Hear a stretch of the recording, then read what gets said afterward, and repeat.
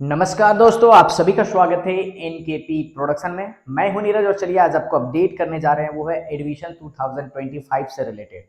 Admission 2025 UG जो आप समझते थे FY UGP हो गया है। क्या है ये टर्म एनएपी के दौरान, कैसे इसको हम लोग अभी एडमिशन के तौर पे लेके जा सकते हैं, एडमिशन कैसे होगा, कब स्टार्ट होगा, 12th क्लास में है, कहाँ पे एडमिशन ले, सारा चीज पे बात करने वाले हैं। आप अंत तक वीडियो पे बने रहेंगे। जो मेरे चैनल पे पहली बार आए हैं, लाइक शेयर सब्सक्राइब कर लें और बगल के बेल आइकन को दबा लें ताकि हर तरह का अपडेट आपको टाइम टू टाइम मिलता रहे। जी हाँ दोस्तों, आज मैं बात करने वाला हूँ वो है मारवाड़ी कॉलेज रांची के एडमिशन प्रोसेस से रिलेटेड। वो वहाँ पे बहुत तरह की कोर्सेस होती है। क्या क्या कोर्सेस होती है, तो एक चीज बात करें तो वोकेशनल होती है और एक नॉन वोकेशनल होती है। ठीक है, एक वोकेशनल के लिए अलग से वीडियो जो है यूजी और पीजी के लिए वो ऑलरेडी बना हुआ है, जो आपको इस चैनल पे मेंशन है। आप वहां जाकर के उसे चेकआउट कर सकते हैं। अन्यथा अभी आपको जो है यूजी के लिए आ रहा है, इसके बाद में पीजी के लिए जनरल कोर्सेज के लिए आ जाएगा। तो अभी जो मैं बात करने वाला हूं वो जनरल कोर्सेज से रिलेटेड है। वोकेशनल में अलग अलग होते हैं, जैसे बीसीए हो गया, बायोटेक हो गया, अदर जितने भी तरह के वोकेशनल कोर्सेस हैं जो जॉब ओरिएंटेड कोर्सेस होते हैं वो अलग है। अब मैं आज बात करने वाला हूं वो है न्यू एजुकेशन पॉलिसी, नई शिक्षा नीति के अंतर्गत ये जो चल रहा है आपका, जैसे कि एनईपी, और ये न्यू एजुकेशन पॉलिसी के अंतर्गत में हम बात करेंगे। इसमें क्या कोर्सेस अवेलेबल है, क्या पैसा लगता है, कितना कितना एडमिशन है, कैसे हो सकता है, कब एडमिशन होगा।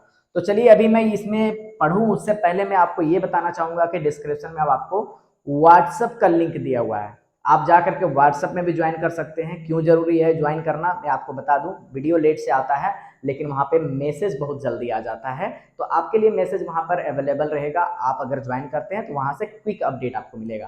तो चलिए अभी हम बात करें मारवाड़ी कॉलेज रांची से रिलेटेड। मारवाड़ी कॉलेज रांची कहाँ पर है, रांची में एलोकेटेड है, हिंदपीढ़ी लैक रोड में आपका वहां पर एलोकेटेड है। तो वो जो रांची है, यहाँ पे बात करें वो आपका ऑटोनोमस ऑर्गेनाइजेशन है, ऑटोनोमस कॉलेज है, वो रांची यूनिवर्सिटी के अंतर्गत में है। मतलब कि रांची यूनिवर्सिटी के अंतर्गत में बहुत सारे कॉलेजेस हैं, उसमें से मारवाड़ी कॉलेज रांची भी एक ऐसा कॉलेज है जो कि नॉन ऑटोनोमस कॉलेज है। समझिएगा ये कि नॉन ऑटो माफ करेंगे ऑटोनोमस कॉलेज है। तो ये ऑटोनोमस और नॉन ऑटोनोमस में क्या अंतर होता है, ऑटोनोमस के पास में अपना जो है सिलेबस डिजाइन करने का अथॉरिटी होता है, अपना से उसका एग्जामिनेशन लेने का अथॉरिटी होता है, अपने से वो रिजल्ट डिसाइड कर सकते हैं और अपने से वो डिसीजन ले सकते हैं।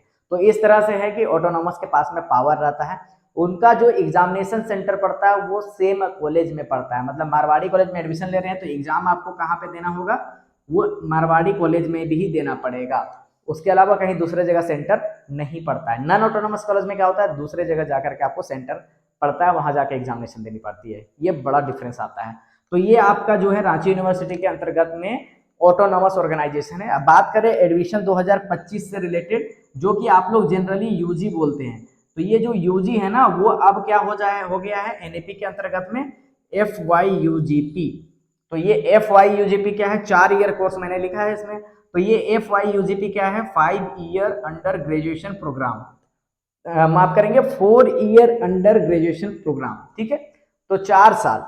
अब 4 साल आपका होगा, 4 साल कैसे होगा, एडमिशन लेने से पहले समझ जाइए। रांची यूनिवर्सिटी के कोई भी कॉलेज में आप एडमिशन लेने जाएंगे आपको ये जानना जरूरी है। आपका जो है फर्स्ट ईयर में सेमेस्टर 1 और सेमेस्टर 2 होगा। अगर यहाँ पर आप पढ़ करके छोड़ देते हैं तो आप सर्टिफिकेट डिग्री ले लेंगे। वहां से आपको पहले कुछ नहीं मिलता था, लेकिन अब सर्टिफिकेट डिग्री मिलेगा। सेकेंड ईयर का थर्ड सेमेस्टर और फोर्थ सेमेस्टर अगर चारों क्लियर है तो आपका डिप्लोमा का डिग्री मिल जाएगा।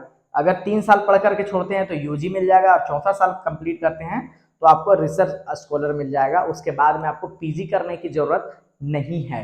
अब यहाँ पे बात करें, यहाँ से यहाँ तक आने के लिए 7.5 CGPA लगता है। ये जब आप एडमिशन लेंगे ना उस समय हम क्लियर कर देंगे न्यू एजुकेशन पॉलिसी के बारे में। अभी एडमिशन के बारे में बात करें तो यहाँ पर जो है पहले क्या होता था, अलग अलग सब्जेक्ट रहती थी, तो सब्जेक्ट के वाइज एडमिशन होता था, हर सब्जेक्ट के अनुसार एडमिशन होता था। लेकिन अब क्या हो गया है, स्ट्रेटेजी ही पूरा चेंज हो गया है। क्योंकि जो पॉलिसी है न्यू एजुकेशन पॉलिसी, उसके अंतर्गत में ये जनरल कोर्सेस हो गई है।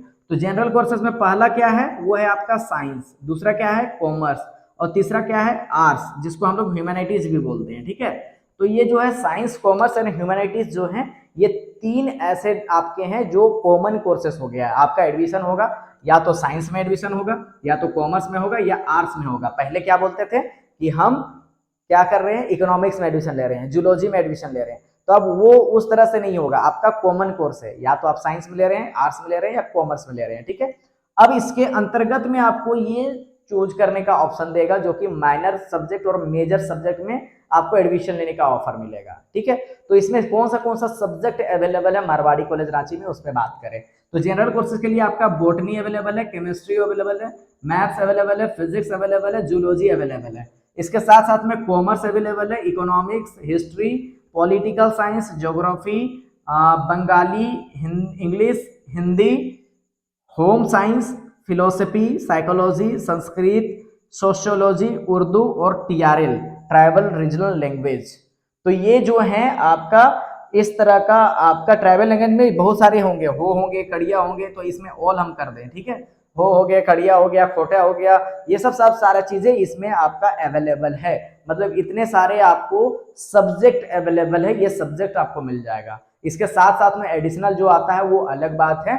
यहाँ पर मेजर पेपर, माइनर पेपर की हम बात कर रहे हैं जिसमें ये सब्जेक्ट आपका अवेलेबल मिलेगा। इसके लिए फी कितना लगता है, तो फी की हम बात करें, जितना भी ये कोर्सेज जो सब्जेक्ट को लेकर के बोल रहे हैं ना, इसमें जो साइंस ले, कॉमर्स ले, आर्ट्स ले, आपका 1500 से लेकर के 3000 के बीच में पड़ता है। वो भी आपका कब, पर ईयर, ठीक है। तो पर ईयर इतना फी लगता है। अब ये जो 1500 से लेकर के 3000 रुपया ईयरली फी लगता है, इसमें आपको खास बात मैं बता दूं, एडमिशन चार्जेस कुछ भी नहीं लगती है, ठीक है ना। तो ये जो एडमिशन चार्जेस जो है ना वो नहीं लगता है।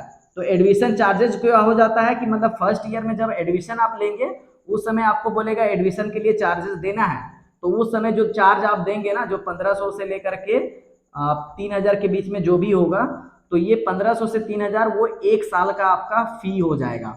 मतलब कि अगर जो फर्स्ट आप एडमिशन करा रहे हैं वही आपका 1 साल का फी है, फिर अगले साल आपको फी पेमेंट करना पड़ेगा, ईयरली पेमेंट करना पड़ेगा, दूसरा साल में, तीसरा साल में, चौथा साल में आपको फी पेमेंट करना पड़ेगा।